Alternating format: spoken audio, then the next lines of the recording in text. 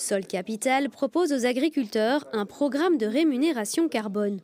Concrètement, la start-up leur permet de calculer, certifier et monétiser leurs améliorations carbone tout en les accompagnant vers une agriculture plus régénérative. Parce que qui dit agriculture régénérative dit sol fertile et stockage de CO2. Mais quel changement opérer pour y parvenir ? Le premier levier, c'est le remplacement des engrais de synthèse avec des engrais organiques du type compost, fumier, lisier. Le deuxième, c'est une réduction du travail du sol. Le troisième, c'est l'utilisation de couverts végétaux. Et le quatrième, c'est une diversification des cultures sur la rotation de l'agriculteur.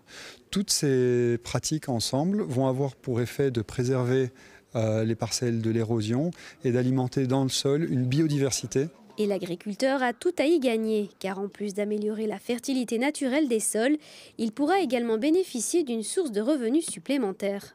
Chaque année, on va faire tourner un diagnostic sur sa ferme et pour chaque tonne évitée, donc en termes de réduction d'émissions de CO2 ou stocké de carbone carrément stocké dans le sol, eh bien, il va générer des crédits carbone. Une tonne évitée ou stockée égale un crédit carbone. Et ces crédits-là, ce sont des entreprises qui vont l'acheter, typiquement des entreprises issues du monde agroalimentaire. Constamment pointé du doigt, l'agriculteur fait en réalité partie de la solution. Un constat partagé par le ministre fédéral de l'Agriculture, David Klein-Reinval, qui semble avoir été séduit par le projet de Sol Capital.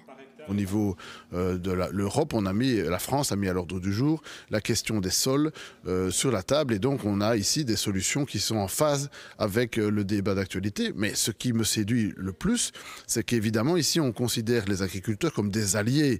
On ne les prend pas en opposition, on ne les considère pas comme des ennemis. Au contraire, on leur apporte une rémunération pour du travail qu'ils effectuent.